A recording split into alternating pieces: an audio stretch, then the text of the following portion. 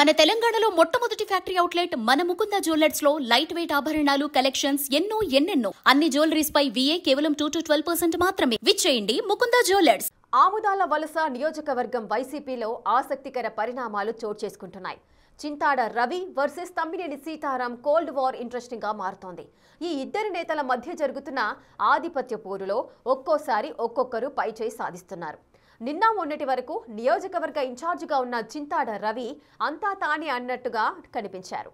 కానీ ఇప్పుడిప్పుడే పరిస్థితులు మారుతున్నట్టుగా కనిపిస్తున్నాయి. శ్రీకాకుళం జిల్లా ఆమ్దాల వలసలో నిన్న మొన్నటి వరకు వైసీపీ అధిష్టానం నుంచి స్పష్టమైన ఆదేశాలు వస్తేనే మాజీ స్పీకర్ తమ్మినేని సీతారాం బయటకు వచ్చేవారు. వెన్నుపోటు, రీకాల్ చంద్రబాబు లాంటి కార్యక్రమాలకు తూతు మంత్రంగా హాజరయ్యారు. చింతాడ రవి నియోజకవర్గంలోని పార్టీ కార్యక్రమాలన్నీ చూసుకునేవారు. కానీ కొన్ని రోజుల నుంచి నిరసనలు, ఆందోళనతో బాస్ ఇస్ బ్యాక్ అనిపించుకుంటున్నారు తమ్మినేని.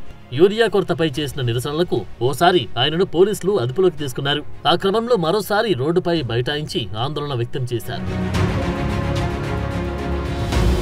వైఎస్ఆర్ వర్ధంతి రోజు ఆటో కార్మికులకు మద్దతుగా ర్యాలీలో పాల్గొన్నారు. వ్యవసాయ శాఖలో అవినీతి అంటూ వచ్చిన ఆరోపణలపై మెడికల్ కాలేజీలో ప్రైవేటీకరణ అంశంపై కూడా తమ్మినేని గలం విప్పారు. అంతెందుకు కాశీబుగ్గలో జరిగిన తొక్కిసలాట ఘటనపై పరామర్శకు వెళ్లిన వైసీపీ బృందంలో బొత్స తర్వాత ఆయనే సెంటర్ ఆఫ్ అట్రాక్షన్ అయ్యారు.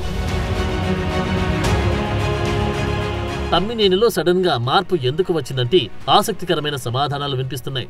పోయిన దగ్గరే వెతుక్కునే ఫార్ములాని ఆయన అమలు చేస్తున్నారని తెలుస్తోంది. తన కుమారుడు చిరంజీవి నాగ్ను ఆమ్దాల వలస భవిష్యత్ నేతగా తయారు చేయాలని తమ్మినేని భావిస్తున్నారు. అయితే ఆ ఆశలకు చింతాడ రవి రూపంలో అడ్డంకులు ఏర్పడ్డాయి. చింతాడ రవికి జగన్ నియోజకవర్గ ఇన్ఛార్జ్ బాధ్యతలు అప్పగించారు.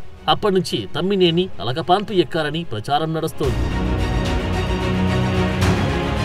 అయితే కూన రవికుమార్, KGBV ప్రిన్సిపల్ సౌమ్య వివాదాన్ని చింతాడ రవి సరిగా హ్యాండిల్ చేయలేకపోయారని పార్టీలో విమర్శలు వస్తున్నట్టు తెలుస్తోంది. కూన రవికుమార్ ని ఎరుకున పెట్టడానికి మహిళల ఫోటోలను చింతాడ వాడుకోవడం ఆయన ఇమేజ్ ని డామేజ్ చేసిందని తెలుస్తోంది. ప్రత్యర్థిని ఎదుర్కోవడం కోసం మహిళలను వీధిన పడేయడం సరికాదని పార్టీలో చాలా మంది అభిప్రాయపడుతున్నారని గుసగుసలు వినిపిస్తున్నాయి.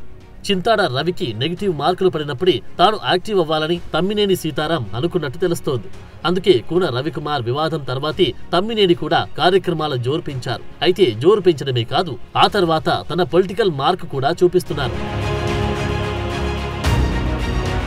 తమ్మినేని ఏ కార్యక్రమం చేసినా క్యాడర్ ఆయనతోనే ఉందని నిరూపించుకుంటున్నారు. మెడికల్ కాలేజీల ప్రైవేటీకరణ అంశంపై పార్వతీపురంలో చేసిన కార్యక్రమానికి తమ్మినేనితో పెద్ద ఎత్తున శ్రేణులు హాజరయ్యారు. ఇక నియోజకవర్గంలో ఏ కార్యక్రమం జరిగినా మెజార్టీ వైసీపీ శ్రేణులు తమ్మినేనితోనే ఉంటున్నారు.